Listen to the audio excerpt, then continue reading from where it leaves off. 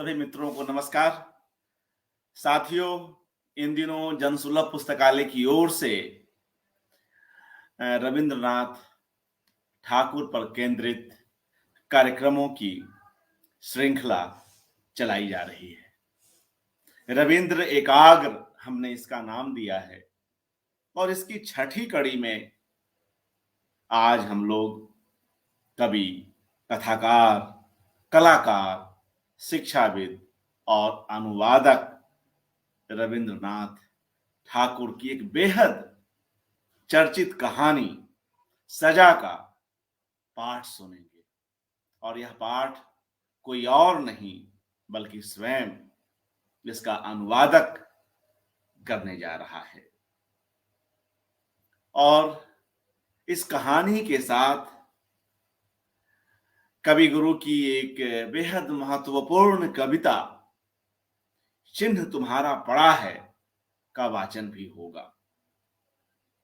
इन दोनों ही रचनाओं का अनुवाद बांग्ला से हिंदी में सुपरिचित लेखक और अनुवादक सोमा बंदोपाध्याय जी ने किया है। कुछ ही देर में हम लोग सोमा जी को स्क्रीन पर देखेंगे और उनसे एक एक कर इन रचनाओं का पाठ सुनेंगे। और पाठ कहना भी कुछ कम कहना है। दरअसल सजा कहानी से वे ऐसी जुड़ी हुई हैं कि वे इसका वाचन और कुछ कुछ अभिनय भी करेंगी। और मित्रों, इन दो रचनाओं के अतिरिक्त सोमा बंदोपाध्याय जी की पुत्री, जो आजकल बायोटेक्नोलॉजी में एमटेक कर रही हैं, वे रविंद्र गीतों का गायन करेंगी। तो आइए सर्वप्रथम हम लोग सोमा बंदोपाध्याय जी को स्क्रीन पर लेते हैं। सोमा जी नमस्कार, हार्दिक स्वागत। जी नमस्कार अर्पण जी, बहुत बहुत धन्यवाद। और मित्रों, जी सोमा जी कुछ कह रही हैं? जी मैं सभी मेरे अपने श्रोता दर्शकों को भी मैं नमस्कार करना चाहूँगी, धन्यवाद देना चाहूँगी कि आज के इस कार्यक्रम से वो जुड़े हैं। और विशेष रूप से धन्यवाद देना चाहूँगी आदरणीय अर्पण कुमार जी को और जनसुलभ पुस्तकालय से जो भी जुड़े हुए हैं उन सबको, क्योंकि साहित्य और संस्कृति के एक कर्मी के रूप में और बहुत निवेदित कर्मी के रूप में, साथ ही स्वयं कवि और लेखक होने के नाते आपका जो एक विशेष योगदान है भारतीय साहित्य और संस्कृति के प्रचार प्रसार में, जो आप निरंतर से इतने दिनों से करके आ रहे हैं, इसके लिए भी आपको बहुत साधुवाद। और आपने मुझे जो है इस प्लेटफॉर्म से, इस आभासी मंच से जोड़ा, उसके लिए भी हृदय से धन्यवाद। जी शुक्रिया सोमा जी।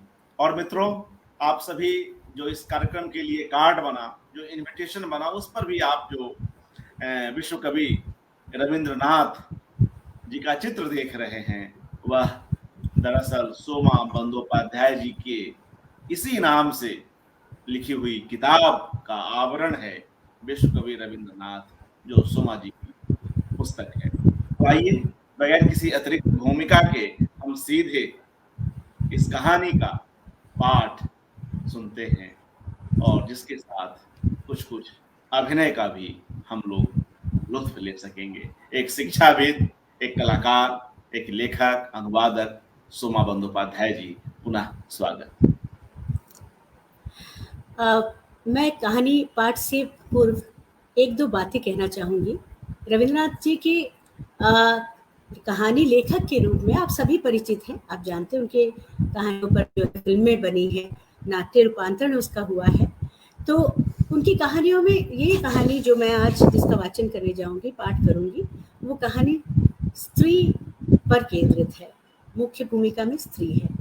उनकी कहानियों में स्त्रियां दहेज प्रथा, बहुविवाह, बाल विवाह, अकाल वैधव्य आदि सामाजिक विधानों के कारण कई तरह से पीड़ित व शोषित होती है और पारिवारिक जीवन में नित्य अवहेलना और अत्याचार की शिकार होती हुई चित्रित हुई है। और इनमें से कुछ चरित्र अमर बन गए हैं, जिन्होंने समाज और परिवार के अन्याय नीति के खिलाफ विद्रोह भी किया है। परिवार के लिए सेवा भाव एवं मर्यादा को प्रतिष्ठित करते नारी चरित्र भी कम नहीं है रविंद्रनाथ जी की कहानियों में। पर साथ ही रविंद्रनाथ ठाकुर ने ये भी कहा है कि ये याद रखना उचित होगा कि पत्नी होना, माँ होना स्त्रियों का स्वभाव होता है, दास होना नहीं। स्नेह के कारण माँ संतान की सेवा करती है, प्रेम के कारण पत्नी पति की सेवा करती है, महज दायित्व की भावना से नहीं। और ऐसे में जब उनके सेवा और कर्तव्य भावना के बदले उन्हें उनका जो प्राप्य सम्मान भी नहीं मिलता, तब उनके स्वाभिमान को कहीं बहुत चोट लगती है और वो तड़प उठती है और उनके प्रतिवाद और विद्रोह की भाषा तब पाठकों को झकझोर कर रख देती है। ऐसी एक कहानी है आज के हमारे सजा। दुखीराम रुई और छिदाम रुई दोनों भाई जब सुबह सवेरे गड़ासा लेकर खेत मजूरी के लिए घर से निकले, तब दोनों की घरवालियों में तेज तकरार चल रही थी। लेकिन प्रकृति के अन्य कई तरह के नित्य कलरव की तरह इस कलह कोलाहल के भी पड़ोस वाले आदी हो चुके थे।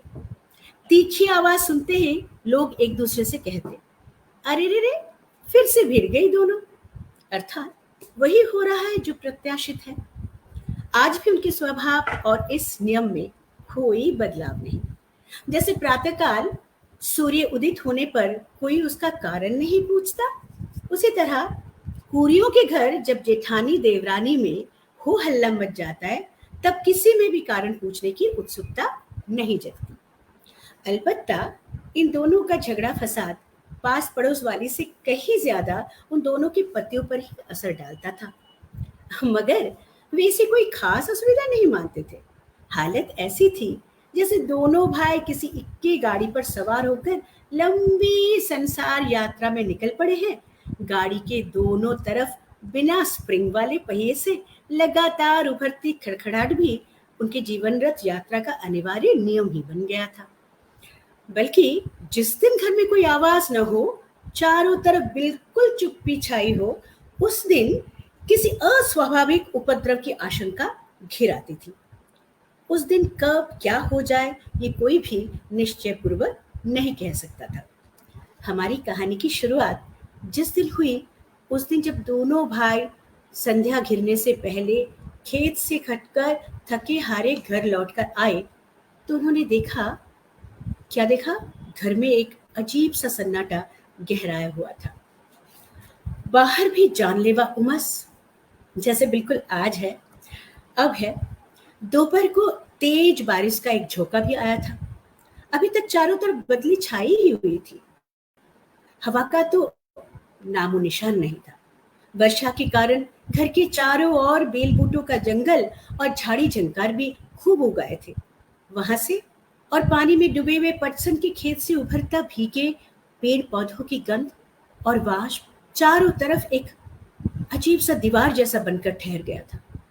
गौशाले के पीछे वाली तलैये में मेंढक डर्रा टर्रा रही थी और झिंगुर की आवाज से संध्या का निस्तब्ध आकाश बिल्कुल परिपूर्ण हो गया था।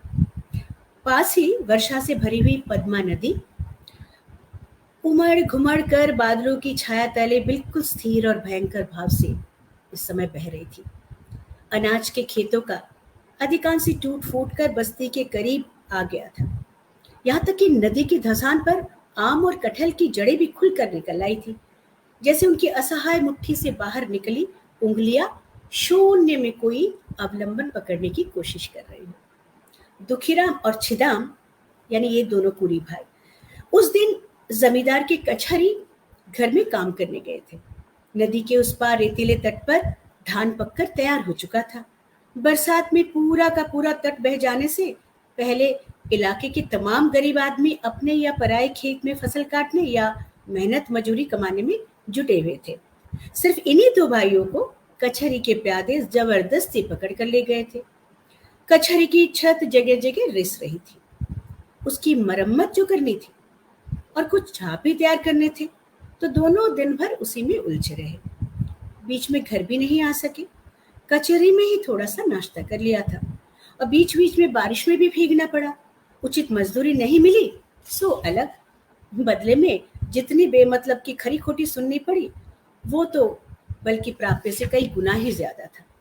रास्ते भर कीचड़ और पानी से जूझते हुए जब दोनों भाई शाम को घर लौटे तो देखा छोटी बहू चंद्रा जमीन पर आंचल पसार कर चुपचाप पड़ी हुई थी। आज के बादल घिरे दिन की तरह वो भी दोपहर को खूब खूब आंसू बरसा चुकी थी और शाम को पस्त तो हो ही गई थी, पर उमस का ताप जैसे अब भी बहुत ज्यादा था। और बड़ी जिठानी खूब मुंह फैलाए ओसारे में बैठी हुई थी। उसके 1.5 साल का नन्हा सा बच्चा रो रहा था। जब दोनों भाई दाखिल हुए तो देखा नंग धड़ंग बच्चा एक तरफ चित लेटकर सो गया। भूखे दुखीराम ने तनिक भी समय न गवाकर जोर से कहा, भात परोस दे। बड़ी बहू ये सुनकर ऐसी भड़की जैसे बारूद के ढेर में चिंगारी पड़ गई हो। एक पल में तीखी आवाज से आसमान भेद कर चिल्लाई, कहाँ रखा है भात, जो ले आओ। तो क्या चावल देकर गया था कि मैं खुद कमा कर लाती। दिन भर की थकान और लांछन सहने के बाद अन्नहीन आनंदहीन घर में आग जैसी दहकती हुई भूख, उस पर घरवाली की तीखी उलाहना, खासकर उसके अंतिम वाक्य का वो चुभता हुआ ताना दुखीराम से बिल्कुल सहा नहीं गया। घायल बाघ की तरह वो गरजा, क्या बोली रे तू। ये कहते ही पल भर में उसने गड़ासा उठा लिया और बिना कुछ सोचे समझे दे मारा पत्नी के सर पर। राधा अपनी देवरानी चंद्रा की गोद में ही लुढ़क गई और जान निकल में तनिक भी देर नहीं लगी। खून से लथपथ कपड़ों में ही चंद्रा चीख उठी, ये क्या किया। छिदाम ने झट से अपना उसका मुंह दबा दिया। दुखीराम यानी बड़ा भाई गड़ासा फेंक कर हथेली में मुंह रखकर भौचक्का सा जमीन पर बैठ गया। इतने में बच्चा जाग उठा और मारे डर के जोर जोर से रोने लगा। उस समय बाहर परिपूर्ण शांति छाई थी। चरवाहा बालक गाय चराकर घर लौट रहे थे। जो लोग नदी के उस पार नए पके हुए धान काटने गए थे, वे भी 5-7 आदमी छोटे नया से इस पार पहुंच चुके थे और फिर दिन भर की कमाई में मिले 2-4 फसलों का गट्ठर सिर पर लादकर अपने अपने ठिकानों पर पहुंच रहे थे। चक्रवर्ती परिवार के रामलोचन चाचा गांव के डाकघर में चिट्ठी पहुंचाकर निश्चिंत भाव से बैठ चुपचाप अभी तंबाकू का सेवन ही कर रहे थे। इतने में अचानक उन्हें याद आया कि उनकी रैयत प्रजा दुखीराम का भी ढेर सारा लगान बाकी है। उसने वचन दिया था उस दिन कि लगान के कुछ हिस्से का भुगतान वो आज कर ही देगा, तो अब तक तो वे जरूर घर लौट आए होंगे। ये सोचकर कंधे में चद्दर डाल छाता लेकर रामलोचन चाचा निकल पड़े। रूइयों के घर घुसते ही उनका कलेजा धक से हो गया। देखा घर में दिया बत्ती भी नहीं जलाई गई थी। अंधेरे उसारे में 2-4 धुंधले शरीर अस्पष्ट से दिखाई दे रहे थे। ओसारे के एक कोने में रह रहकर एक जैसे दबी सी रुलाई फूट रही थी और बच्चा जितना ही माँ माँ कहकर रोने पर उतारू हो जाता, चाचा छिदाम उतना ही उसका मुंह दबा लेता था। डरे सहमे रामलोचन ने पूछा, दुखी, ए दुखी, तू घर पर है क्या। दुखी अभी तक पत्थर की मूर्ति जैसा निश्चल बैठा हुआ था। उसका नाम लेकर पुकारते ही वो अबोध बालक की तरह फफक कर रो पड़ा। छिदाम झटपट उसारे से आंगन में उतरकर रामलोचन चाचा के करीब आ गया। रामलोचन ने पूछा, क्या हुआ, लुगाइया फिर से लड़भिड़ कर बैठ गई है क्या। आज तो दिन भर इनकी चिल्ली पो जो है सुनाई पड़ रही थी। अब तक तो छिदाम आगे पीछे का कुछ सोच ही नहीं पाया था। तरह तरह की अजीब बातें उसके दिमाग में घर कर रही थी। फिलहाल उसने तय कर लिया कि रात कुछ गहराती वो लाश को कहीं ठिकाने पर लगा देगा। पर इसी बीच यहाँ रामलोचन चाचा आ पहुंचे, इसका तो उसे ख्याल ही नहीं था और फटाक से कोई जवाब भी नहीं सूझा। तो वो कह बैठा, हाँ आज तो खूब झड़प हो गई है। रामलोचन चाचा ने ओसारी की ओर बढ़ते हुए कहा, तो इससे ये दुखी क्यों रो रहा है रे। छिदाम को लगा अब बचना मुश्किल है। वो अचानक कह बैठा, वो लड़ाई फिड़ाई में छोटी बहू ने बड़ी बहू के सिर पर गड़ासा मार दिया। मौजूदा संकट के सिवाय कोई और भी विपदा हो सकती है, ये बात आसानी में मन में आती नहीं है हमारे। छिदाम सोच रहा था कि अब इस विकट सच्चाई से कैसे पिंड छुड़ाए। झूठ की आड़ उससे भी भयंकर हो सकती है, इसका ध्यान तो उसे रहा ही नहीं। रामलोचन का सवाल सुनते ही आनन फानन में जैसा जवाब सूझा उसने कह दिया।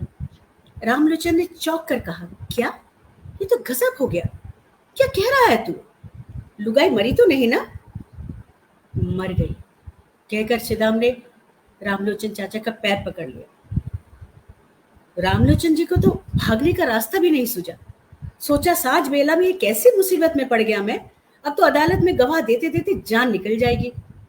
और छिदाम उसी तरह उनके पैरों पर पड़ा रहा और कहने लगा, दादा ठाकुर, अब मेरी लुगाई को बचाने का कोई भी उपाय करो। मामला मुकदमा के सलाहकार रामलोचन समूचे गांव में बिल्कुल प्रधानमंत्री जैसे रह चुके थे। उन्होंने तनिक सोचकर कहा, देख, इसका एक उपाय है। तू इसी वक्त दौड़कर थाने में जाकर बोल दे कि तेरे बड़े भाई दुखी ने शाम को घर लौटकर भात मांगा था, पर भात नहीं बना ये जानकर उसने लुगाई के सिर पर गड़ासा मार दिया, और मुझे पूरा यकीन है ऐसा कहने पर तेरी पत्नी बच जाएगी। छिदाम का गला सूखने लगा। सच्चाई तो वही थी, पर वो उठकर बोला, ठाकुर, जोरू गई तो दूसरी भिल जाएगी, मगर भाई को फांसी हो गए तो दूसरा भाई नहीं मिलेगा। लेकिन जब उसने पत्नी पर आरोप लगाया था तब इतना कुछ नहीं सोचा था उसने। जल्दबाजी में जैसा सूझा वैसा कह दिया। अब उसका मन अंदर ही अंदर अपने पक्ष में तर्क और प्रबोध जुटाने में लग गया था। रामलोचन को भी उसकी बात तर्क संगत लगी। उन्होंने कहा, फिर तो जैसा हुआ वैसा ही बताना, सब कुछ बचा पाना तो संभव नहीं है रे। ऐसा कहकर रामलोचन तुरंत वहां से निकल पड़े और देखते ही देखते पूरे गांव में ये बात आग की तरह फैल गई कि कुरियों के घर की बहू चंद्रा तैश में आकर अपनी जेठानी के सर पर गड़ासा मार बैठी।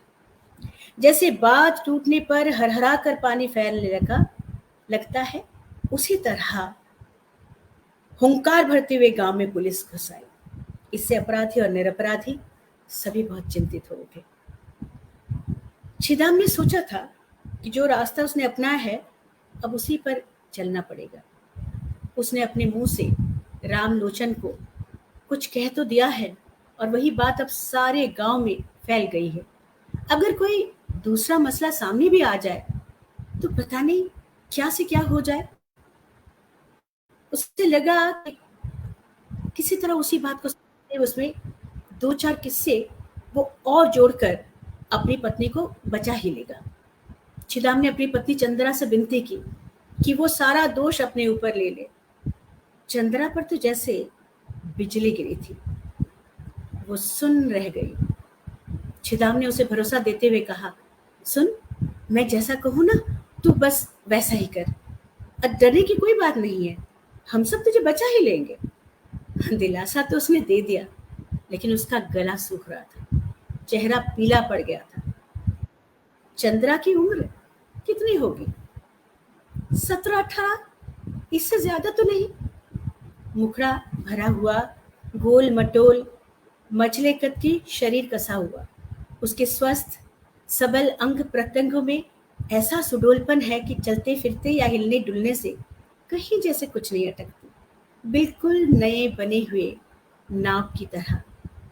काफी छोटा सा सुडोल, पर बड़ी ही आसानी से हिलता है और उसकी कई गांठ कहीं ढीली नहीं पड़ती। दुनिया के सारे विषयों में उसे खास तरह का आग्रह है, उत्सुकता है। चुलबुली सी वो लड़की, पास पड़ोस में गपशप करना उसे बहुत अच्छा लगता था और घड़ा लेकर घाट में जाते जाते समय 2 उंगलियों से घूंघट ऐसे ओढ़कर वे अपने चंचल चमकीले आंखों से रास्ते में जो कुछ भी देखने लायक मिल जाता सो देख ही लेती। और बड़ी बहू बिल्कुल इसके विपरीत थी, निहायत बेढंगी, ढीली ढाली और अस्त व्यस्त भी। सर पर पल्ला, गोद का बच्चा और घर गृहस्थी का काम भी कुछ उससे नहीं संभालता था। वो सब कुछ तो चंद्रा संभालती थी। उसके हाथों में कोई खास काम ना भी हो तो भी बड़ी बहू 2 घड़ी चैन में बैठने को उसे फुर्सत नहीं होती थी। देवरानी उसे ज्यादा नहीं टोकती, दबी आवाज में एक आध खड़ी खोटी सुना देती थी, और पर उसी पर वो आग बबूला हो जाती और फिर चीख कर चिल्ला कर मोहल्ले की नींद हराम कर देती। इन दोनों पति पत्नियों की जोड़ी में भी स्वभाव की एक विचित्र समानता थी। दुखीराम कुछ भारी कद वाला आदमी था, हड्डियां खूब चौड़ी, नाक दबी हुई, दोनों आंखें इस दृश्यमान संसार को जैसे ठीक से समझ ही नहीं पाती थी, पर कुछ पूछने से भी कतराती थी। ऐसा सीधा साधा पर इतना डरावना, ऐसा बलवान और इतना असहाय आदमी तो दुर्लभ ही होता है ना। और छीताम, छोटा भाई, उसको तो जैसे किसी ने बड़े जतन से एक चमकीला काला पत्थर खोद खोद कर बनाया था। उसमें कहीं कुछ जरूरत से ज्यादा नहीं और कहीं कुछ कम भी नहीं था। उसका प्रत्येक अंग शक्ति और निपुणता के साथ घुल मिलकर संपूर्णता का एक प्रतीक बन गया था। वो चाहे नदी के ऊंचे तट से कूद पड़े, या डार से नाव खेले, या बांस की झाड़ी से चुन चुन कर बारीक कचेली काट कर ले आए, सभी कामों में एक तरह की संतुलित दक्षता, एक अनायास शोभा झलकने लगती थी। उसने लंबे घने बालों में तेल लगा लगा कर, जतन से कंघी कर करके बालों को ललाट से पीछे ले जाकर कंधों तक सवार दिया था। उसकी वेशभूषा और साज श्रृंगार में निश्चित ही एक अजीब सा आकर्षण था। हालांकि वो गांव की पराई औरतों के सौंदर्य के प्रति उदासीन नहीं था और खुद भी उनकी नजरों में आकर्षक बनाने की इच्छा भी कुछ कम नहीं रखता था, फिर भी छिदाम अपनी युवती पत्नी से कुछ ज्यादा ही प्यार करता था। दोनों में झड़प भी होती थी और मेल मिलाप भी। कोई किसी को परास्त नहीं कर पाता था। एक और भी कारण था जिससे दोनों काफी दृढ़ता से बंधे हुए थे एक दूसरे से।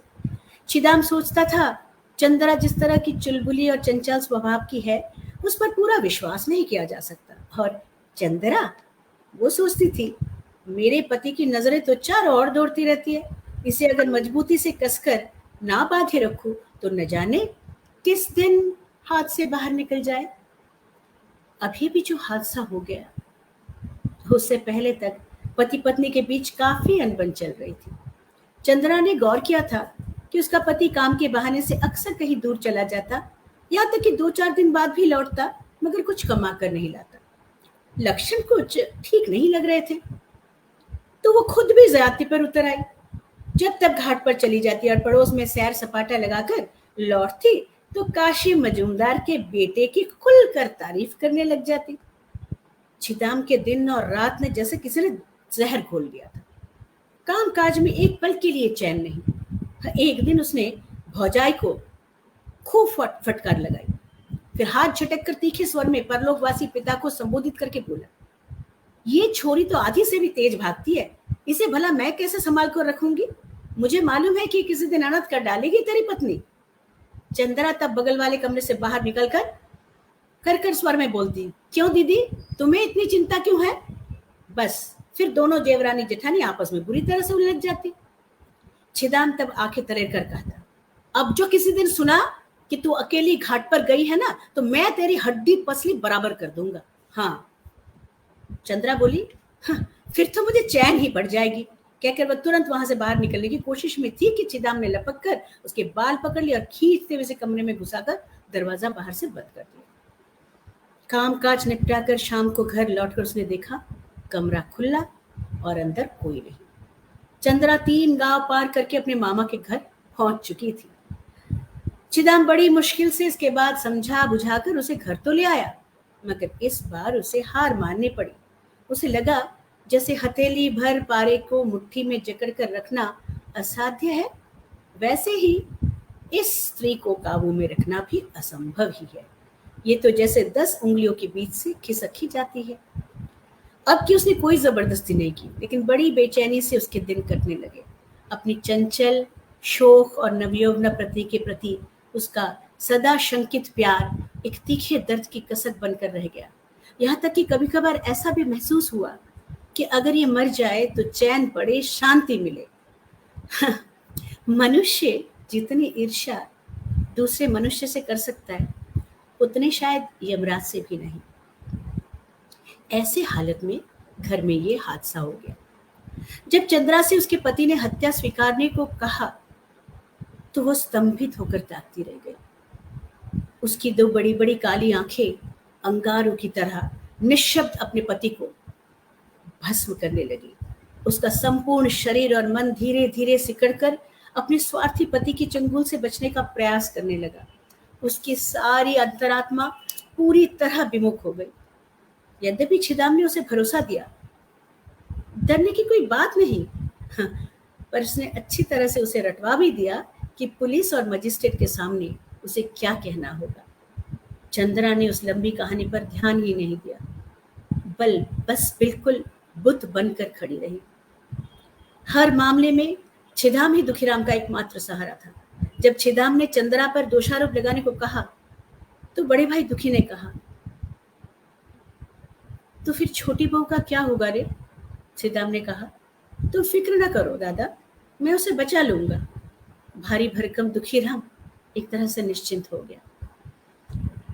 छिदाम ने अपनी पत्नी को सिखा दिया था, सुन, तू बोलेगी कि जब जेठानी सब्जी काटने को बैठी थी ना, उस समय वो चाकू लेकर तुझे मारने दौड़ी तो तूने गड़ासे से उसे रोकने की कोशिश की थी और इसी मुठभेड़ में अचानक से उसे चोट लग गई। असल में ये किस्सा रामलोचन ने ही रचा था। इसके लिए जिस तरह के शब्द, अलंकार और वाक्य प्रयोग करने थे, वो सारी जिसकी जो आवश्यकता थी वो सब उसने विस्तार में छिदाम को रटवा दिया था। और छिदाम ने चंद्रा को। पुलिस आकर छानबीन करने लगी। गांव के तमाम लोगों को पक्का विश्वास हो गया था कि जो भी हो, चंद्रा ने ही अपनी जेठानी को मारा था। सारे गवाहों के बयान से भी यही साबित हो गया। जब पुलिस ने चंद्रा से पूछताछ की तो चंद्रा ने उत्तर दिया, हाँ, मैंने ही उसका खून किया है। किस लिए खून किया है? मैं उसे सह नहीं पाती थी। कोई तकरार हुई थी क्या? नहीं तो। तुम पर उसने कोई अत्याचार किया था? नहीं। ये जवाब सुनकर सभी दंग रह गए, क्योंकि ये वाक्य तो छिदाम ने रटवाए नहीं थे उसे। इसलिए वो बिल्कुल अस्थिर होकर बोल उठा, ये क्या कह रही हो चंद्रा? इसकी बातें ठीक नहीं है दरोगा जी। पहले तो सबसे पहले बड़ी बहू ने। दरोगा ने डांट डपट कर सबको चुप करा दिया। तुम चुप रहो। बाद में कायदे से जिरह करने पर भी बार बार उसे एक ही जवाब मिलता रहा। बड़ी बहू की ओर से हुए किसी भी आक्रमण का आरोप चंद्रना ने स्वीकार नहीं किया। ऐसी जिद्दी लड़की तो कहीं नहीं दिखी पहले। जान की बाजी लगाकर वो खुद फांसी के फंदे की ओर बढ़ रही है। आश्चर्य है। अब उसे किसी तरह खींचकर वापस लाना तो मुश्किल हो जाएगा ना। ये कैसा निर्मम अभिमान है? ये क्या कर रही है चंद्रा? किस बात का बदला ले रही है? छिदाम सोचने लगा और चंद्रा ने मन ही मन अपने पति से कहा, मैं तुम्हें त्याग कर अपना ये नव यौवन लेकर फांसी के तख्ते को अपना रही हूं। मेरे इस जन्म का अंतिम बंधन भी अब उसी के साथ होगा और तुम देखते रह जाओगे।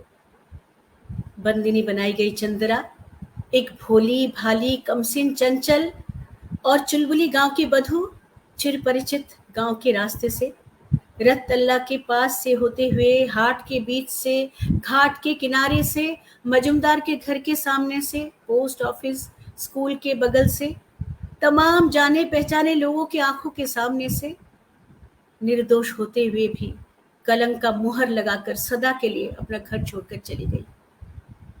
बच्चों का झुंड उसके पीछे पीछे चल पड़ा और गांव की बहू बेटियां, उसकी सखी सहेलियां, कोई घूंघट के बीच से, कोई दरवाजे की आड़ से, पुलिस के साथ चलती हुई चंद्रा को देखकर शर्म, घृणा और भय से सिहर उठी। डिप्टी मजिस्ट्रेट के पास भी चंद्रा ने अपना ही दोष कबूल किया। हादसे के पहले बड़ी बहू ने उस पर कुछ भी अत्याचार किया हो, इसका खुलासा नहीं हो पाया। लेकिन उस दिन छिदाम कटघरे में दाखिल होते फूट फूट कर रो पड़ा, हाथ जोड़कर बोला, दुहाई हो हुजूर की, मेरी घरवाली निर्दोष है। हाकिम ने डांट फटकार कर उसकी रुलाई दबा दी और सवालों का सिलसिला जारी रखा। वो भी एक एक करके सच्चाई उगलने लगा। हाकिम ने उस पर विश्वास नहीं किया, क्योंकि सबसे अधिक विश्वस्त और समर्थ गवाह रामलोचन ने कहा, हादसे की कुछ ही देर बाद मैं घटनास्थल पर हाजिर हुआ था। साक्षी छिदाम ने मुझे सब कुछ बताकर मेरा पैर पकड़ लिया था और कहा था, अब पत्नी को बचाने का कोई तो उपाय करो दादा। मैंने भला बुरा कुछ भी नहीं कहा। तब गवाह ने मुझसे कहा, अगर मैं कहूं कि मेरे भूखे भाई को भात मांगने पर बात नहीं मिली, इसलिए उसने तैश में आकर पत्नी को मार डाला, तब क्या उसकी रक्षा हो जाएगी? तो मैंने कहा कि खबरदार हरामजादे, अदालत में एक भी अक्षर झूठ मत बोलना, इससे बड़ा पाप और कोई नहीं, इत्यादि इत्यादि। असल में पहले तो रामलोचन ने चंद्रा को बचाने के लिए ढेर सारी कहानियां गढ़ी थी, लेकिन जब देखा कि अरे चंद्रा तो खुद ही उल्टी बयान में अड़ गई थी, तब उन्होंने सोचा, अरे बाप रे, कहीं इस उम्र में झूठे गवाह का अपवाद न झेलना पड़े, बेहतर है कि जितना मालूम हो उतना बता ही दो। ये सोचकर रामलोचन ने वही सब बताया जो वो जानता था, पर असल में जो सच नहीं था, बल्कि उससे भी कुछ ज्यादा बताया। डिप्टी मजिस्ट्रेट ने केस सेशन में चालान कर दिया। इस बीच संसार में खेती बाड़ी, हाट बाजार, हंसना रोना सब कुछ पहले की तरह चलता रहा, और पिछले वर्षों की तरह नए धान के खेतों में सावन की जलधारा निरंतर बरसती रही। पुलिस अपराधी और गवाह को लेकर अदालत में हाजिर हो गई। सामने मुंसिफ के कोर्ट में ढेर सारे लोग अपने अपने मुकदमे के इंतजार में बैठे हुए थे। चंद्रा ने जज से कहा, साहब जी एक ही बात और कितनी बार मैं बोलूं? जज ने उसे समझा कर कहा, जो गुनाह तुम कबूल कर रही हो ना, जानती हो उसकी सजा क्या है? चंद्रा बोली, नहीं तो? जज साहब ने कहा, इसकी सजा है फांसी, समझी? चंद्रा बोली, ओ साहब जी, मैं आपके पैरों पर हूं, जो आपके जी में आए सो कीजिए, मुझसे और सहा नहीं जाता। जब छिदाम को अदालत में पेश किया गया, तब चंद्रा ने मुंह फेर लिया। जज ने कहा, गवाह की ओर देखकर बताओ, ये तुम्हारा कौन है? चंद्रा ने दोनों हथेलियों से मुंह उठाकर कहा, ये मेरा पति है। उससे पूछा गया, वो तुमसे प्यार करता है या नहीं? जवाब मिला, हाय हाय, बहुत ही प्यार करता है। फिर सवाल किया, तुम मुझसे प्यार नहीं करती? जवाब था, खूब प्यार करती हूँ। जब छिदाम से पूछताछ की गई तो उसने कहा, खून मैंने किया है। सवाल, क्यों? छिदाम बोला, मैंने भात मांगा था, बड़ी बहू ने नहीं दिया, इसलिए मैंने उसे मारा। जब बड़ा भाई दुखीराम गवाही देने आया तो वो बेहोश ही हो गया। होश आने पर उसने भी जवाब दिया, साहब खून तो दरअसल मैंने किया है। क्यों? क्योंकि भात मांगने पर भात नहीं मिला था ना। देर तक जिरह करके दूसरे बयानों को सुनने के बाद जज साहब को पता चल गया कि घर की बहू को बचाने के लिए दोनों भाई अपना अपना अपराध कबूल कर रहे थे। लेकिन चंद्रा पुलिस को दिए गए बयान में और अदालत में भी बराबर एक ही बात कहते आई कि हाँ, खून उसी ने किया है। उसका बयान कभी इधर से उधर नहीं हुआ। दो वकीलों ने अपनी ओर से उसे मृत्युदंड से बचाने का भरसक प्रयत्न किया, पर अंत में उन्हें भी हार माननी पड़ी। जिस दिन नादान उम्र की एक सांवली सी लड़की अपना गोल मटोल चेहरा संवार कर गुड़िया खिलौना छोड़ मायके से ससुराल आई थी, उस दिन रात के उस शुभ मुहूर्त में किसी ने आज की कल्पना भी की होगी? उसके पिता ने दम तोड़ने से पहले कितने निश्चिंत भाव से कहा था, कुछ भी हो, मैंने अपनी बेटी को एक अच्छी जगह ब्याह दिया है। जेल खाने में फांसी से पहले दयालु सिविल सर्जन ने उस दिन जब चंद्रा से पूछा, क्या आखिरी बार किसी को देखना चाहोगी? एक लंबी सांस लेकर चंद्रा बोली, एक बार अपनी माँ को देखने का मन करता है साहब जी। डॉक्टर ने कहा, तुम्हारा पति तुमसे मिलना चाहता है, उसको बुलाकर लाऊं क्या? बाहर ही खड़ा है। इस पर चंद्रा आंखों में आंसू और हंसी दोनों लिए बोल पड़ी, जाने भी दो, जाने भी दो। तो ये थी कहानी सजा। वास्तव में सजा क्या चंद्रा को मिली या जीवन भर के लिए छिदाम को, ये तो पाठक ही बताएंगे।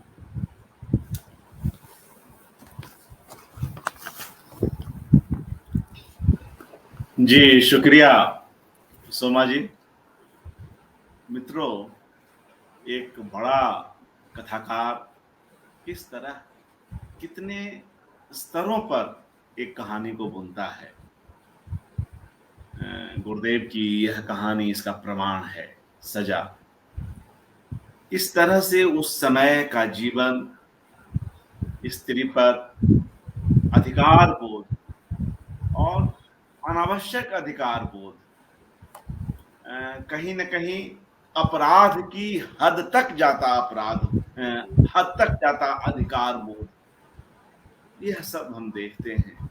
घरेलू हिंसा जो आज भी जारी है, कम नहीं हुई है। हम आज भी अलग अलग समय में जी रहे हैं और देश के अलग अलग हिस्सों में कितनी तरह की वारदातें होती हैं, हम सभी अवगत हैं। उस समय का चित्र देखिए, कितनी बारीकी से एक एक चीज को सामने लाते हैं। जो अंत में सुमा जी ने यह बात की कि क्या यह सजा, वह तो स्वीकार कर ली उदार हृदय से, लेकिन जो उसके पति या जेठ के मन में जो अपराध बोध आजीवन रहेगा, वह भी किसी सजा से कम तो नहीं। मगर एक सांबली, एक अलहड़, जो घूंघट में भी, जो शुरू में एक जगह यह दृश्य आया था, बहुत प्यारा दृश्य था, जो घूंघट में भी सब कुछ देख लेना चाहती है। इतनी कम उम्र में वह अपनी आंखें बंद कर लेगी, उस अपराध की सजा पाएगी जो उसने किया ही नहीं। तो बेहद मार्मिक कहानी मित्रों। सोमा जी ने अभी काफी देर तक इस कहानी का पाठ किया और जिस तरह का एक प्रभावी पाठ, सहज पाठ और एक बिल्कुल कहानी की टोन के साथ जो एक समामेलित होता हुआ जो एक अभिनय कहिए, उसकी प्रस्तुति कहिए, उससे भी यह कहानी और उन तक बहुत ही सहजता के साथ उतर सकी। सभी को अच्छा लगा और ये सब जो प्रतिक्रियाएं आ रही हैं, आप सभी स्क्रीन पर देख ही रहे हैं। तो अब मित्रों, हम सोमा जी को पुनः आमंत्रित करेंगे, मगर उसके पूर्व उनकी बेटी आएंगी और वे रविंद्र गीतों का गायन करेंगी और उसके बाद पुनः हम सोमा जी के पास चलेंगे और सोमा जी के पास चलते हुए जो कविता है उसे हम लोग सुनेंगे। मगर अभी हम लोग जो उनकी पुत्री हैं मयूरी चक्रवर्ती, उनसे कुछ रविंद्र गीत सुनते हैं। थोड़ा सा यह कहानी कुछ ऐसी थी कि हम सभी का मन भारी भी हो गया, तो कुछ गीतों का रस लिया जाए और उसके बाद पुनः एक बेहद चर्चित कविता जिसका अनुवाद सोमा जी ने ही किया है और जिसकी प्रशंसा मंगलेश डवराल और तमाम दूसरे लेखकों ने की थी, हिंदी के और दूसरी भाषाओं के, तो उसको सुनेंगे। फिलहाल मैं सोमा जी की पुत्री और जो एमटेक कर रही हैं, मेरे समझ से धनबाद से, ISM धनबाद से एमटेक कर रही हैं और संयोग देखिए कि वे कोलकाता में हैं आजकल अपनी माँ के साथ, अपने पिता के साथ। तो हम उनको आमंत्रित करते हैं, मयूरी चक्रवर्ती जी को। उन्होंने काफी तैयारी की है। स्वागत, और फिर पुनः हम सोमा जी को सुनेंगे। जी मयूरी। अच्छा, उससे पहले मैं बस खाली दो बातें रविंद्र संगीत के बारे में बता दूंगी कि जो आज मयूरी गाने वाली है। देखिए, कवि रविंद्रनाथ को एक उपाधि से भूषित किया था हमारे हिंदी के यशस्वी कवि रामधारी सिंह दिनकर ने। उन्होंने उन्हें कला के अर्ध नारीश्वर के रूप में चित्रित किया था। तो सही अर्थों में रविंद्रनाथ टैगोर कला के अर्ध नारीश्वर थे। काव्य प्रणेता के साथ साथ वो एक गीतिकार भी थे और उसमें भी उनकी प्रतिभा विलक्षण उभरती थी। बंगाल के घर घर में उनके द्वारा रचित और स्वरबद्ध गीत, जो कि रविंद्र संगीत के रूप में विख्यात है, गाए जाते हैं। और जगत में शायद ही कोई विषय हो कि जो कि उनसे अनछुआ, उनकी कलम से अनछुआ रह गया होगा, चाहे वो प्रकृति हो, प्रेम हो, सौंदर्य, समाज, संस्कृति, सभ्यता से जुड़ा हर विषय लगभग उनकी कविता और यानी कि काव्य और संगीत का विषय बना है। आज प्रकृति पर 2 गीत मयूरी प्रस्तुत करेगी। तो सबसे पहले हम सुनेंगे कि ऋतुराज वसंत यानी फागुन के महीने में प्रकृति के मनमुग्धकारी सौंदर्य का वर्णन कवि किस रूप में करते हैं। कविता गीत का संगीत है नील क्षितिज में।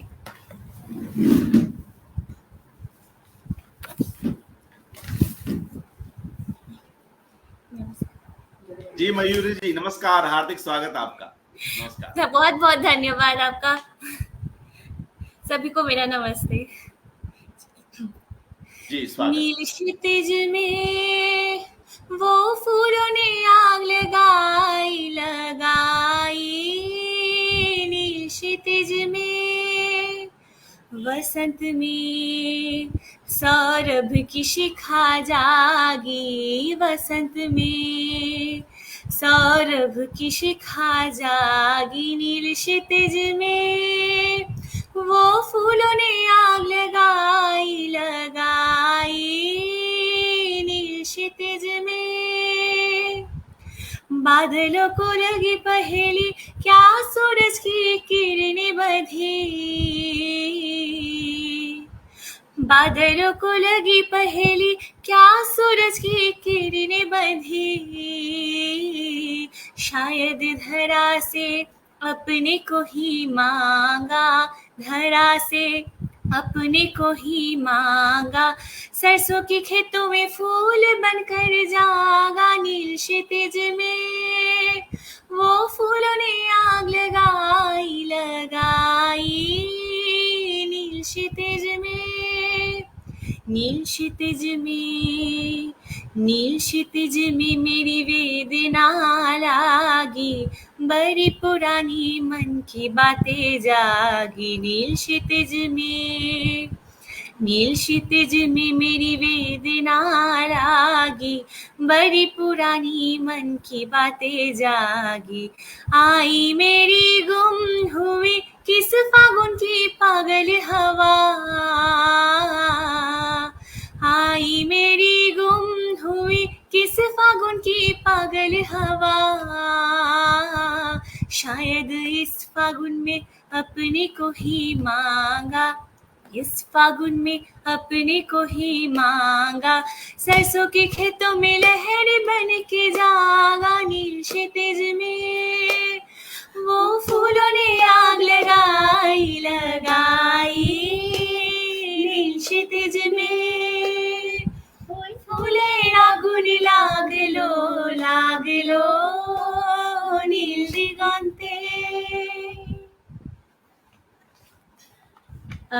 वाह क्या बात है, सदियों बहुत से- सुंदर, मजा आ गया। मैं तो चाहता सदियों हूँ से कि सोमा जी प्रकृति भी का बैठे भाई। और मित्रों आप थोड़ा सा यहाँ नाम लिखने में कुछ कमी रह गई। बेसिकली उधर से मयूरी चक्रवर्ती जी का भी नाम लिखा होना चाहिए था, वो मैं भी उस समय नहीं देख पाया। तो खैर माँ और पुत्री की यह जोड़ी आज कमाल कर रही है, और सोमा जी भी बैठे तो अच्छा हो, जैसा भी चाहें। और आगे जी। भी कुछ और गीत हम सुनते हैं मयूरी जी। जी से। जी, तो सदियों से प्रकृति का पुजारी कवि सोमा का जी आलम्बन। अगर कुर्सी ले लें तो आ ही जाएं, अच्छा लगेगा। जी आप साथ बैठे और साथ नहीं है। ये असल में स्क्रीन पर नहीं आ रही, मैं जो है पीछे ही रह रही हूँ, मैं इसको चलिए ठीक जो है है, सपोर्ट करूंगी। हाँ। जी हाँ। तो मैं ये कह रही थी कि सदियों से प्रकृति का पुजारी कवि का आलम्बन चांद रहा है, और कवि की कल्पना में चांद की हंसी किस रूप में समग्र जगत को उद्भासित करती है। तो आइए सुनते हैं हमारे अगले गीत में चांद की हंसी की बात टूटे रे, चांदेर हाशिर बाद भेगे चे। चांद की हंसी की भी कोई बात होती है। तो आइए हम कवि कल्पना में जो है डूब जाते हैं। चांद की हंसी की बात टूटे रे। वाह। चांद की हंसी की बांध टूटे रे, उमर परी चांदनी, वो रजनी गंधा तेरी गंध सुधा डाल रे। चांद की हंसी की बांध टूटे रे, पागल हवा समझ ना पाए, कौन कहाँ उसे चाहे। पागल हवा समझ ना पाए, कौन कहाँ उसे चाहे। फूलों की वन में जहाँ जाए, उसे ही वो भाए रे। ओ रजनी गंधा तेरी गंध सुधा डाल रे।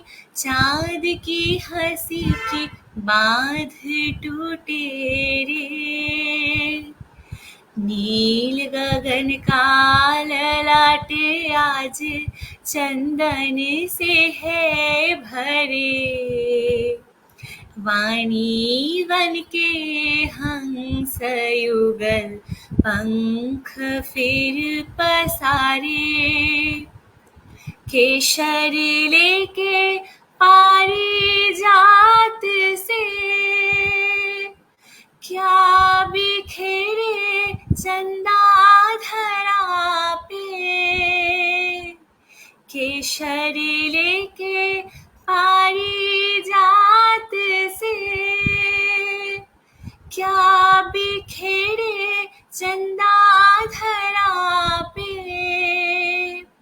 स्वर्ग की कोई रमणी गगन द्वीप जलाए रे। ओ रजनी गंधा तेरी गंध सुधा डाल रे। चांद की हंसी की बांध टूटे रे। उमड़ पड़ी चांदनी, ओ रजनी गंधा तेरी गंध सुधा डाल रे। चांदेर हाशी बांध भेगे छे।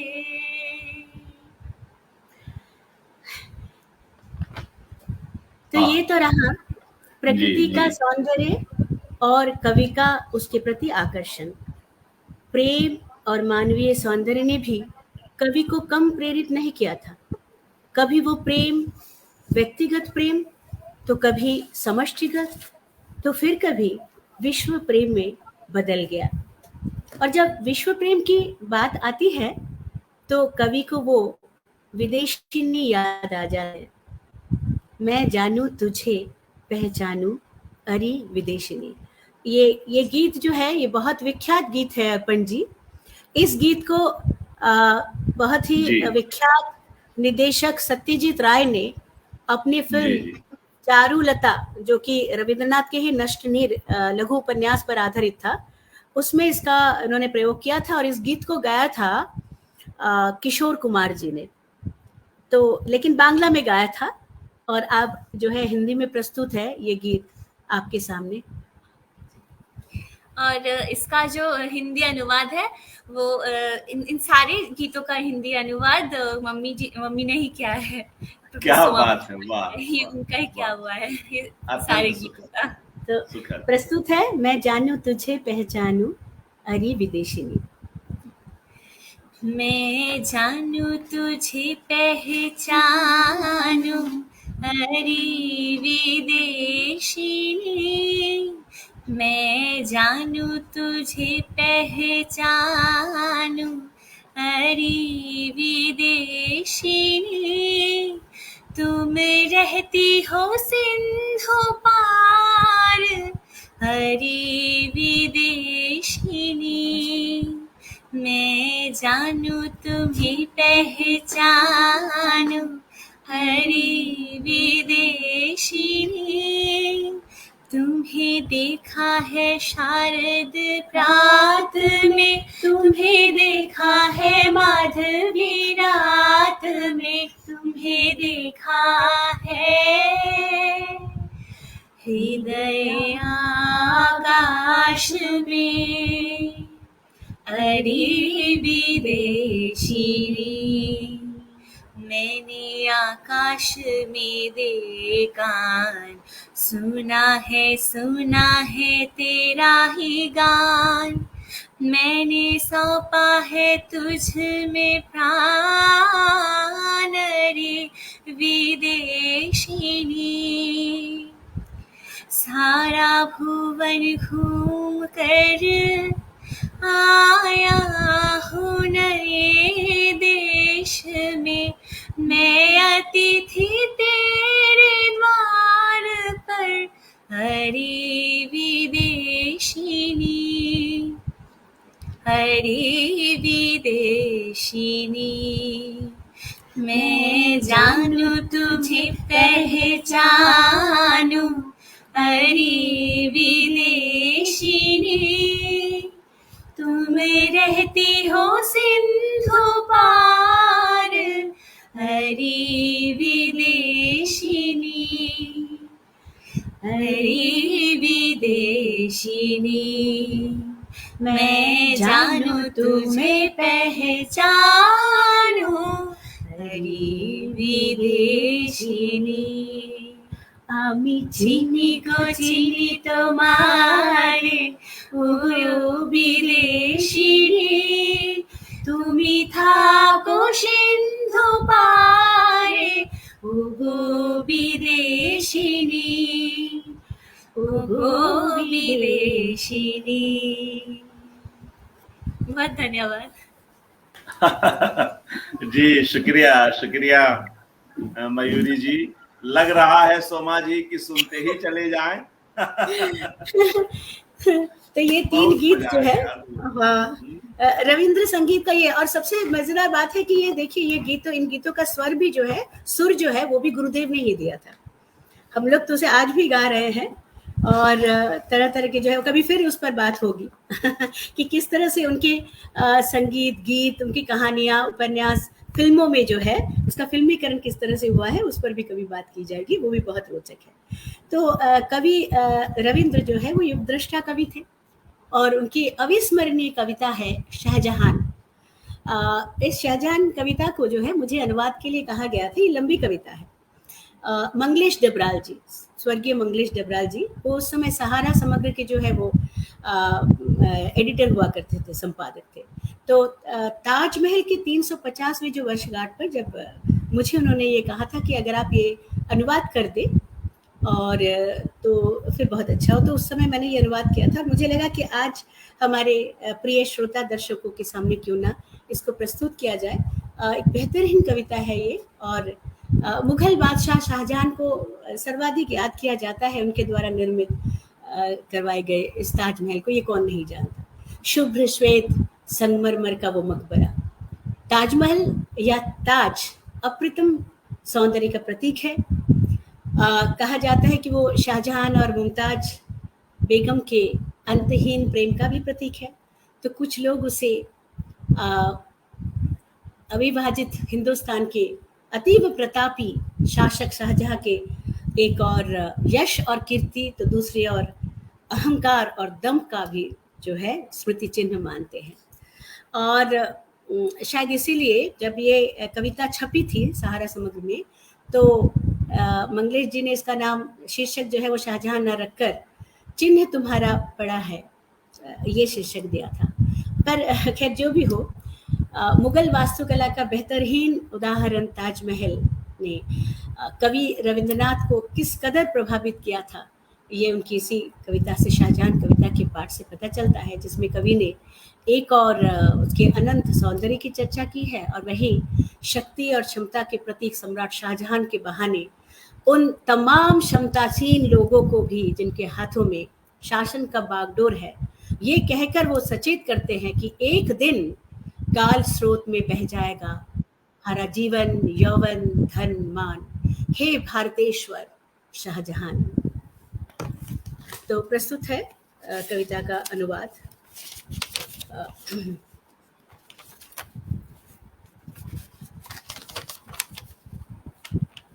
चिन्ह तुम्हारा पड़ा है।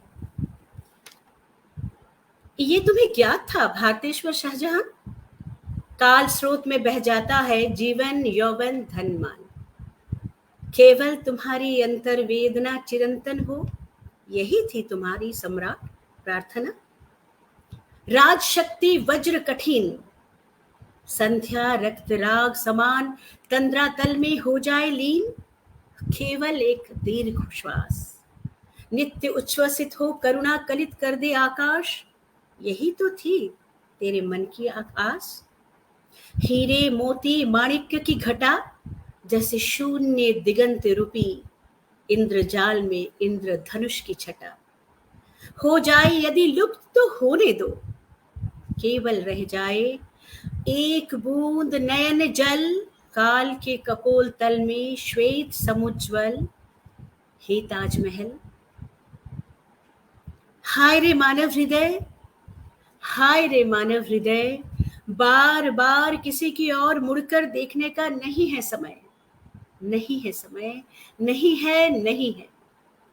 जीवन की तेज धारा के संग बहते जाते सदा, विश्व के घाट घाट में करते हो सौदा एक हाट से, रिक्त हो जाने को दूसरे हाट में।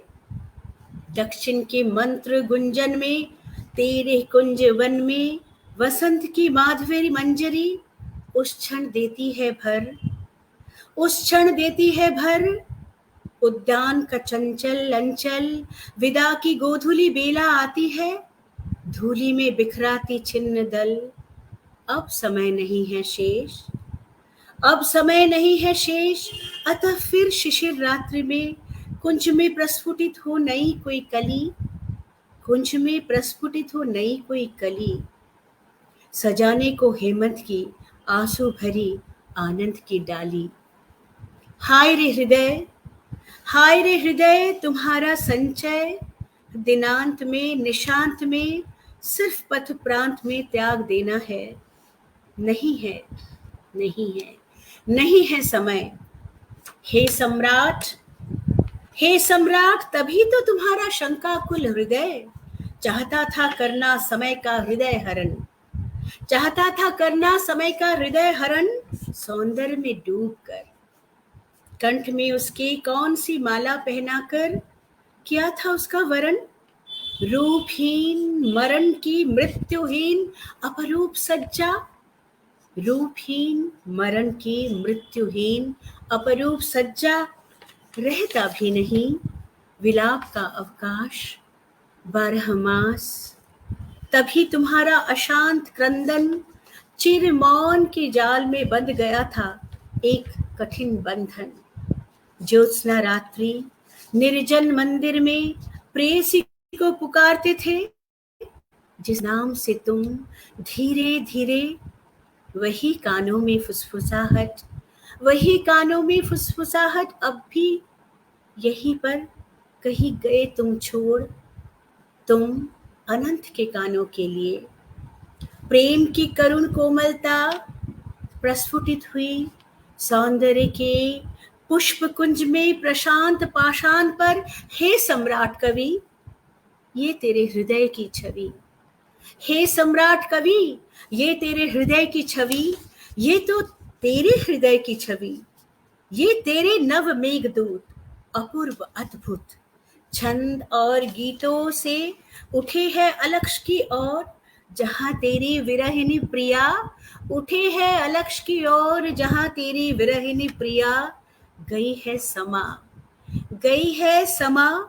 प्रभात की अरुण प्रभा में, क्लांत संध्या दिगंत के करुण निश्वासों में, पूर्णिमा की कायाहीन चमेली के लावण्य विलास में, भाषा के अतीत तट पर अतृप्त नयन जहां द्वार से आते लौट, भाषा के अतीत तट पर अतृप्त नयन जहां द्वार से आते लौट।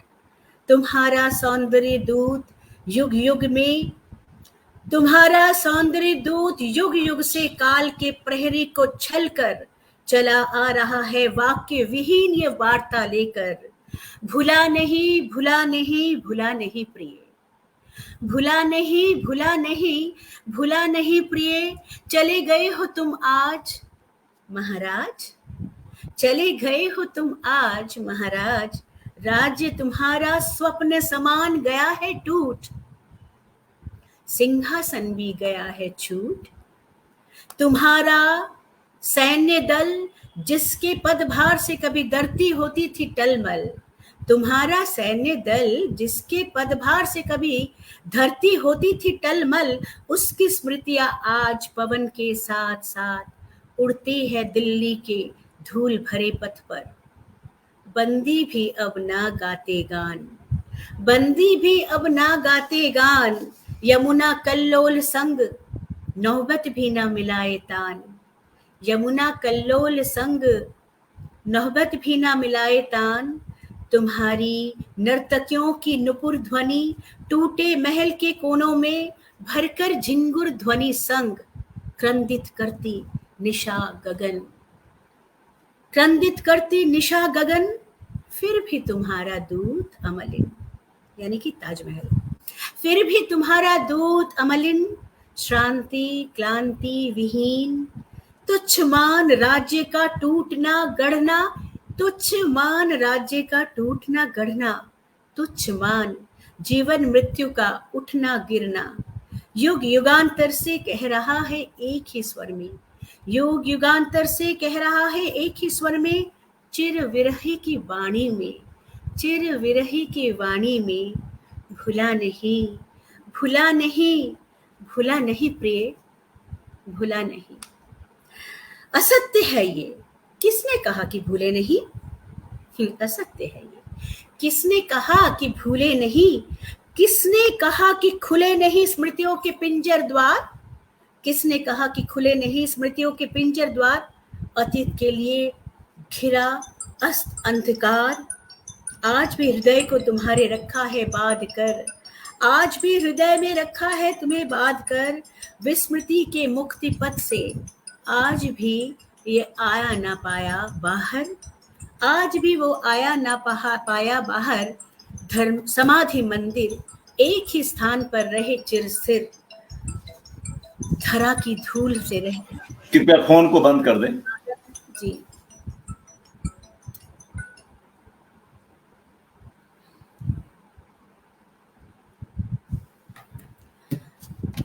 मैं पुनः इसका जो है एक बार पुनः पाठ कर रही हूँ। असत्य है ये, किसने कहा कि भूले नहीं? किसने कहा कि भूले नहीं? किसने कहा कि खुले नहीं स्मृतियों के पिंजर द्वार? अतीत के लिए चिर अस्त अंधकार, आज भी हृदय को तुम्हारे रखा है बांध कर। विस्मृति के मुक्ति पथ पर आज भी वह आ ना पाया बाहर। समाधि मंदिर एक ही स्थान पर रहे चिरस्थिर, धरा की धूल में रहता, स्मरण के आवरण में मरण को जतन से ढकता। एक ही स्थान पर रहे चिरस्थिर, धरा की धूल में रहता, स्मरण के आवरण में मरण को जतन से ढकता। जीवन को कौन रख पाता बांध? जीवन को कौन रख पाता बांध? नव का हर तारा अब उसे ही पुकारे, नव का हर तारा अब उसे ही पुकारे। उनका आमंत्रण हर उस लोक में, नव नव पूर्वांचल के आलोक आलोक में। स्मृतियों की ग्रंथियां तोड़ बह जाए वो दौड़, विश्व पथ पर बंधन विहीन, विश्व पथ पर बंधन विहीन। हे महाराज, हे महाराज, कोई भी राज्य तुम्हें बांध ना पाया। समुद्र स्तनित पृथ्वी हे विराट, समुद्र स्तनित पृथ्वी हे विराट, तुम्हें भर ना पाया। तभी तो इस धरा को जीवन उत्सव के अंत में दोनों पावों से ठेलकर मृत्यु का पक्ष की तरह जाते हो तुम फेंक। तुम्हारी कीर्ति से भी तुम हो महान, तुम्हारी कीर्ति से भी तुम हो महान। तभी जीवन रथ ये तुम्हारा पीछे छोड़ जाता है कीर्ति तुम्हारी बारंबार। तभी तो चिन्ह तुम्हारा पड़ा है पर तुम आज नहीं यहाँ, तभी तो चिन्ह तुम्हारा पड़ा है पर तुम आज नहीं यहाँ। जो प्रेम आगे बढ़ना बढ़ाना नहीं जाने, जो प्रेम आगे बढ़ना बढ़ाना नहीं जाने, जिस प्रेम ने पथ का दिखाया था बिछाया था निज सिंहासन, जिस प्रेम ने पथ पर बिछाया था निज सिंहासन, उसका मधुर संभाषण पद धूलि की तरह चूमता है तुम्हारे चरण। उसका मधुर संभाषण पद धूलि की तरह चूमता है तुम्हारे चरण। दिया है तुमने उसे धूलि को ही लौटा, दिया है तुमने उसे धूलि को ही लौटा। यही तुम्हारे पीछे चरणों की धूल पर, यही तुम्हारे पीछे चरणों के इस धूल पर, तुम्हारे चित्त से पवन से भरकर कब हठात उड़ गया था वन बीज, जीवन की माला से हो बिच्छिन्न। बुड़कर बन गया था वो बीज, जीवन की माला से हो बिच्छिन्न। तुम चले गए बहुत दूर, तुम चले गए बहुत दूर, वही बीज आज बनकर अमर अंकुर, वही बीज आज बनकर अमर अंकुर। उठ रहा है अंबर की ओर, उठ रहा है अंबर की ओर, गा रहा है करुण गीत, गा रहा है करुण गीत। कितनी दूर देखो, नहीं नहीं वो पथिक नहीं कहीं, कितनी दूर देखो, नहीं नहीं वो पथिक नहीं कहीं।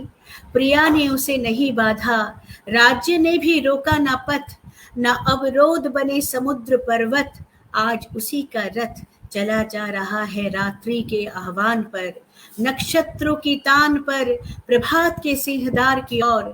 तभी तो स्मृतियों के भार तले मैं यानी ताजमहल पड़ा हूँ यहाँ, तभी तो स्मृतियों के भार तले मैं पड़ा हूँ यहाँ। पर सब भार से मुक्त वो आज नहीं है यहाँ, सिर्फ रह गया है चिर विरही की वाणी में। भुला नहीं, भुला नहीं, भुला नहीं प्रिय, भुला नहीं, भुला नहीं, भुला नहीं प्रिय। धन्यवाद। बहुत बहुत शुक्रिया सोमा जी।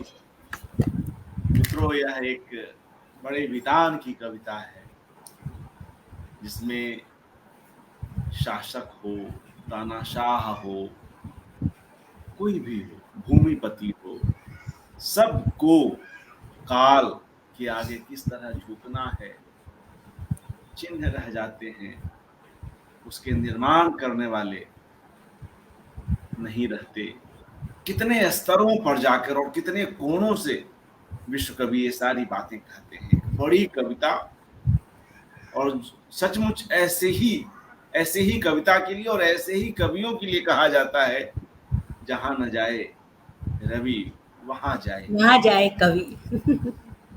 तो कितने भाव, कितने ऐसे फ्रेजेज आए हैं, इस पर अलग से चर्चा की जा सकती है। एक एक वाक्यांश पर कविता में जो वैचारिक दृष्टि है, जो दर्शन है, जो जीवन और मृत्यु को लेकर कवि की सोच है, जो भौतिकता और क्षणभंगुरता को सामने रखकर कवि किस तरह से अपनी बात कह रहा है, ये सारी चीजें इस कविता में प्रत्यक्ष हो उठती हैं। एक बड़ी कविता, और मुझे लगता है कि इसका अनुवाद भी आसान नहीं रहा होगा। बहुत ही कठिन था अर्पण जी, मैं क्या बताऊं, क्योंकि छंद में रखना, और वो भी कवि गुरु की एक बिल्कुल एक चुनौती थी मेरे लिए। और उसको छंद में रखना और साथ ही उसके अर्थों को जो है बिना जो है उसमें कोई बदलाव लाए, और उसके आस्वाद को कवि गुरु की जो लेखन शैली, उसके आस्वाद को बिल्कुल उसी तरह से पाठकों तक पहुंचाना। लेकिन कोशिश रही। अब जो है अब मेरे श्रोता पाठक जो है, उन्होंने उस समय भी कविता को बहुत पसंद की गई थी। और आदरणीय स्वर्गीय मंगल देश डबराज जी ने जो है मुझे ये सौभाग्य हुआ था, मुझे ये उन्होंने दिया था अवसर मुझे, और आज आपने मुझे एक बार पुनः ये अवसर प्रदान किया कि मैं आपके समक्ष ये कविता रख सकूं। तो आपको भी हृदय से धन्यवाद। ये शुक्रिया सोमा जी। और मित्रों, आज की यह कड़ी अब यहीं पर विराम लेती है। एक बेहद खास कड़ी रही, और एक घर में इन दो प्रतिभाओं को हमने सुना, दो पीढ़ियों को सुना, दो मित्रों को सुना। एक उम्र के बाद माँ और बेटी दोस्त हो जाती हैं, पिता और पुत्र दोस्त हो जाते हैं, माता पिता और संतान दोस्त हो जाते हैं। मैं बाल कीर्ति जी को भी धन्यवाद कहना चाहूंगी। उन्होंने लिखा है ट्रांसलेटर्स आर एंजल्स, ट्रांसलेटर्स और एंजल्स। हाँ बिल्कुल, तो उनको भी बिल्कुल। बाल कीर्ति जी आपको बहुत धन्यवाद फॉर योर काइंड मा- कमेंट्स, कॉम्प्लीमेंट्स। जी सचमुच वो लगातार जुड़ी रही हमारे साथ। और कुछ मित्रों के नाम ले लूं जो हमारे साथ बने रहे, जिनकी प्रतिक्रियाएं आती रही। विजयता दुबे जी, सुमन शर्मा जी, रमेश यादव जी, बाल कीर्ति जी, प्रमोद कुमार परम जी, चंद्रजीत शर्मा, एडवोकेट विवेक कुमार, मदन लाल गुप्ता जी, जाने माने शिल्पकार मंटू दास जी, अमृता पासी जी, नगीना लाल जी, नगीना लाल दास, भानु प्रकाश रघुवंशी, सत्येंद्र पांडे, केशव मोहन पांडे, मुक्ता गुहा, नीलू गुप्ता, अशोक भौमिक जी, जाने माने चित्रकार और लेखक, चंद्रजीत शर्मा जी, अंशुमति, प्रतीक सिंह, रजनी गुप्त जी, सुलोचना जी और तमाम दूसरे साथीगण। बहुत ही अच्छा लगा। और बीच में हमने एक दिन और कोशिश की थी, मगर जब जो कार्यक्रम होना होता है तभी होता है। मगर जब भी आए बहुत ही शानदार तरीके से आए और इसमें इतने सारे रंग यहाँ पर हमें दिखाई पड़े। एक बड़े रचनाकार के कहानी, उनके गीत, उनकी कविताएं और सब नायाब, हर एक रचना पर बेहद सघनता के साथ और बेहद आत्मीयता के साथ बहुत देर तक बातचीत की जा सकती है। तो खैर आज के लिए मित्रों इतना ही। रविंद्र एकाग्र की कुछ और कड़ियां अभी चलेंगी और इसके बाद हम लोग इसका फिलहाल के लिए समापन करेंगे। इतनी सारी रचनाएं हैं उनके पास, समंदर है, बस उनमें से कुछ अंजलि भर कुछ जल हम निकाल सकें, इतनी ही कोशिश है। तो बहुत बहुत शुक्रिया सोमा जी और बहुत धन्यवाद आपका, बहुत धन्यवाद आपका, आपने मौका दिया, बहुत शुक्रिया जी। शुभ रात्रि, सबको शुभ रात्रि, धन्यवाद।